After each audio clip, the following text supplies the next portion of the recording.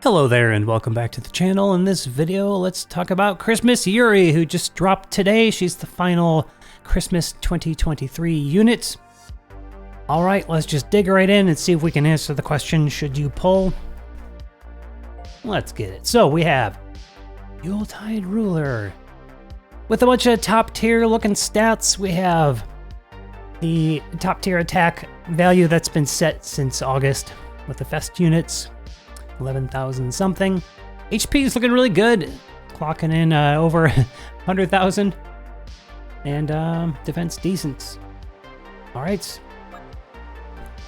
So we got a big old 5-hit with a big old multiplier, and buffs the party's water damage, so that's cool. There's a little bit of support in here, so she's got everything a top tier DPS wants with a little bit of support.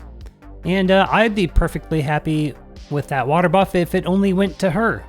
That'd be just fine, especially for subjugation. But in Fate Board, this will be really nice to boost your other DPS. Usually in Fate Board, you like to have 2 DPS. All right. The Vigor passive is always a bummer because that means the value we're seeing, we have a whole just passive wasted to get this value. The Liquid Drive is okay. It's better than like a Rush or a Leap or something, but 100, not bad. But at A0, she's kind of lacking, and she just kind of has big stats, big multiplier. Of course, she'll get the season bonus in Subjugation, make your life easier there if you're trying to get your score still. And then we got this beautiful Bold Vigor passive static, 30%. So you only have to be above 70 to get the full 30. And that's nice. So yet another water Bold Vigor attacker here. I mean, I skipped Abstract Izuki. I already have 2B myself and Christmas Griff. And that should be the most obvious thing, is that she's just Christmas Griff 2.0. Like literally the same thing. Of course, Griff isn't going to have the same stats and everything, but he's still pretty high. You can karma him now, and he's got a big old 5 hits, and I'm still using him, Subjugation. And I'm a little bummed that the costume is just, it wasn't very, much. It's also a Christmas unit. It's like a water DPS with Bold Vigor A3 with a big 5 hit.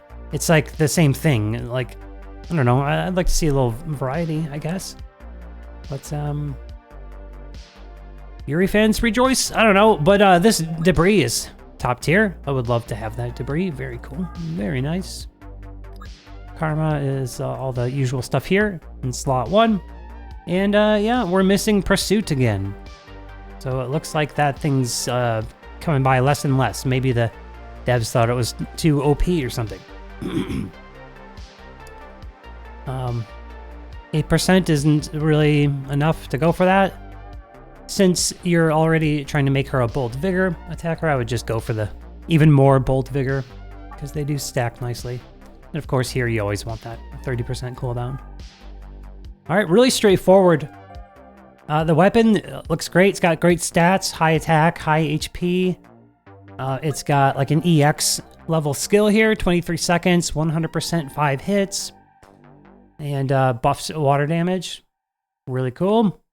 So that's exactly like a skill 1 of an EX weapon, but then the skill 2 is, yeah, it's a party buff with a lower multiplier. And you can get away with this as a main hand, because sometimes in subjugation strats, you might use this to trigger the knockdown or something like that, and then, this is the only skill you get in, and then you're hoping for AAs to recharge your character skill. Now, if anything, this is always going to be a great sub-weapon. Boon Haste is a great combo there. Oof, that was short work. All right, that's all there is to it. This one's really straightforward. She's a top tier water DPS. Well, let's look one more time. How good of a generalist could she be? 340? Decent, decent generalist, but obviously geared towards water, and her potential is fully realized with an A3, so you got to get tons of copies, 4 copies of her. So should you pull? Yurie fans that just love Yurie, go ahead and pull. Like, I'm not going to stop you from pulling your favorites. Newer players, this is a great grab. to get a super powerful character that's going to be especially powerful in water. Still rounding out your account, and this is a great grab for you. Players that have been around longer, and you don't have 3 water DPS yet.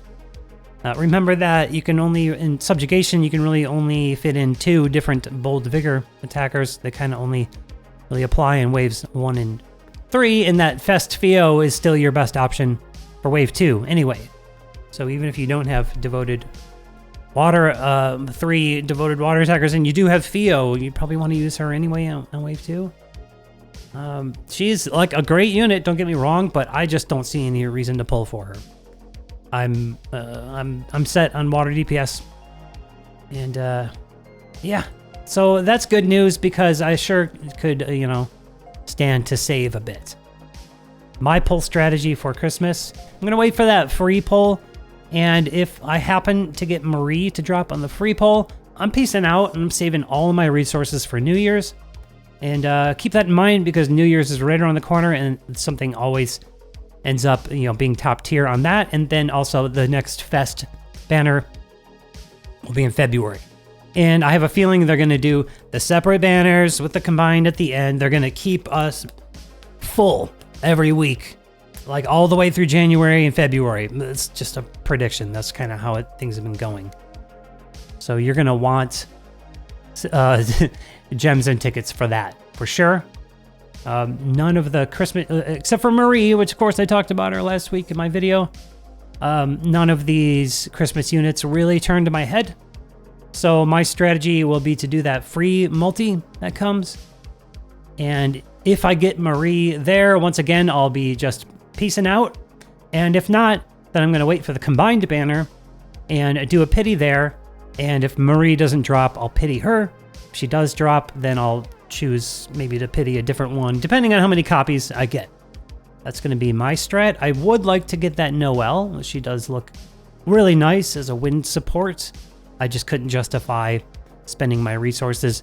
I'm a little more, I'm not free to play, obviously, but I've been a little more on a free to play strategy for the last several months. I am picking and choosing my battles carefully. Also based on the game modes that I like to play PvP myself. So that's why Marie is a must grab. And because I'm a day 1 veteran with my water DPS units rounded out, I will be skipping Yurie. Now, if you are pulling for Yurie, I wish you the best of luck. And thanks as always for watching. Let me know what you think of her in the comments. And that'll be it for this one. Thanks for watching, and I'll see you in the next one.